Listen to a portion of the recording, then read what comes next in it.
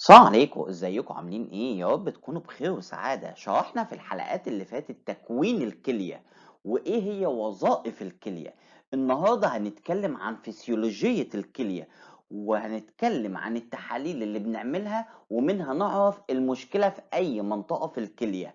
حلقة النهاردة حلقة مهمة جدا جدا جدا، فركز معايا في كل كلمة هنقولها في حلقة النهاردة. بس قبل اي حاجة، لو انت اول مرة تشوفني ما تنساش تعمل لايك للفيديو وشير للقناة وسبسكرايب عشان يوصلك كل جديد. دون مقدمات طويلة، كشكولك وقلمك ويلا بينا ندخل في حلقة النهاردة. معاكم كابتن اناليسيس.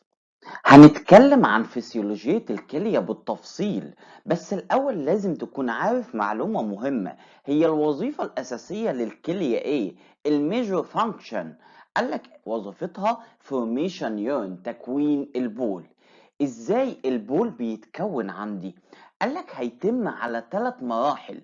المرحلة الأولى وهي مرحلة الفلتريشن، الفلترة. المرحلة التانية وهي مرحلة الري ابسوربشن، إعادة الامتصاص. المرحلة التالتة وهي مرحلة السكريشن، الإفراز. أول عملية عندي وهي الفلتريشن، الفلترة، هتتم في الجلوميريولس. هتفلتر لي البلازما. البلازما دي هيكون فيها مواد حجمها كبير ومواد حجمها صغير.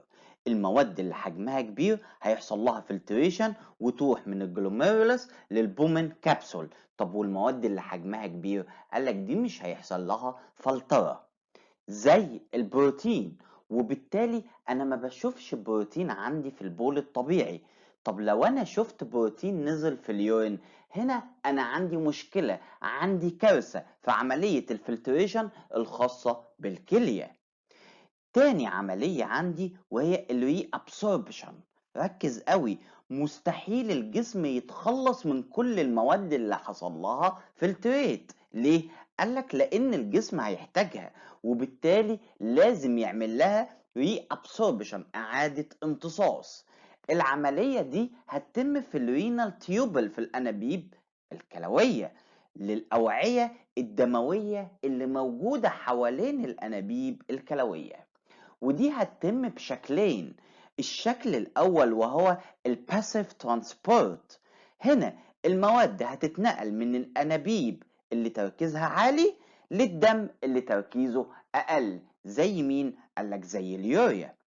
تاني شكل ليها وهو الاكتيف ترانسبورت، وهنا هنحتاج لطاقة لإتمام عملية النقل، زي إعادة امتصاص الجلوكوز.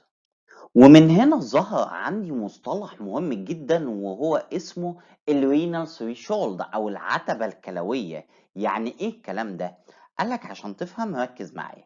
دي اعلى كمية لمادة يمكن ان يعاد امتصاصها وارجاعها للدم كاملة. وبالتالي لو زادت الكمية دي، الكلية مش هتقدر تمتصها كلها وترجعها فتنزل في البول. زي ايه؟ قالك زي الجلوكوز، لو زاد نسبته عن 180 مللي جرام بر ديسيليتر ايه اللي هيحصل؟ قالك هنا الكلية مش هتقدر تعيد كل الجلوكوز، وبالتالي هتنزل الزيادة في اليورين. تالت مرحلة عندي وهي السكريشن، الإفراز.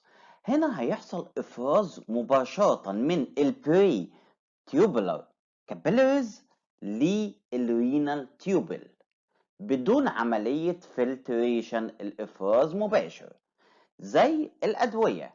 وكمان الهيدروجين. الهيدروجين ده مهم لأن من هنا الكلية هتقدر تنظم الأسيد بيز بالانس.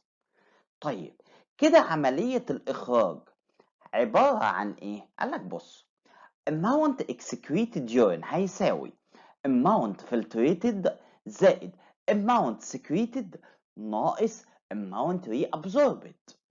العملية دي بتتم بمعدل ثابت كل دقيقة فيما يعرف باسم glomerular filtration rate أو اختصاره GFR، معدل الترشيح. بعد ما فهمت اليورين اتكون ازاي والثلاث مراحل، تعالى اعرفك ايه هي التحاليل اللي تعرفني المشكلة في الجلوميولار ولا المشكلة في التيوبل؟ ركز معايا. اولا لو عاوز اقيم ترشيح الكلية يبقى هعمل شوية تحاليل عشان اعرف الجلوميولار فانكشن بتقوم بوظيفتها ولا لا. زي ايه؟ قالك زي اليوريا، البلاد يوريا نيتروجين، الكرياتينين، البي او ان على الكرياتينين ريشو، الالبيومين على الكرياتينين ريشو، الالبيومين يوريا. وكمان ايه؟ قالك تحاليل الكليرنس زي الكرياتينين كليرنس جي اف ار، واليوريا كليرنس، وغيرها من تحاليل الكليرنس. لو لقيت في مشكلة في التحاليل دي يبقى انا عندي مشكلة في عملية ترشيح الكلية. تاني حاجة لو أنا عاوز أقيم كفاءة الأنابيب الكلوية tubular function وأشوفها بتشتغل كويس ولا لأ، أعمل إيه؟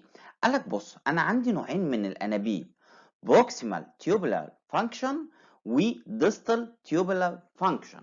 طب لو أنا عاوز أقيم البروكسيمال هعمل تحليل إيه؟ قالك الجلوكوزوريا، البروتينيوريا، الفوسفاتيوريا، والاف اي ان اي. طب لو أنا عاوز أقيم الديستال تيوبولار فانكشن قالك تعمل السبيسيفيك جرافيتي، اوزمولاريتي اوف يورين، وكمان البي او ان والكرياتينين والبي او ان على كرياتينين ريشو والامونيوم والكلورايد لودنج تيست اللي هي اختبارات تحمل الامونيا والكلورايد، واختبارات الحرمان من الماء. دي كانت حلقة النهاردة في فسيولوجية الكلية والتحاليل اللي أنا من خلالها بعرف المشكلة فين في الكلية. أتمنى الحلقة تكون مفيدة، ولو عجبتك الحلقة ما تنساش تعمل لايك للفيديو وشير للقناة وسبسكرايب عشان يوصلك كل جديد. كان معكم كابتن أناليسيس.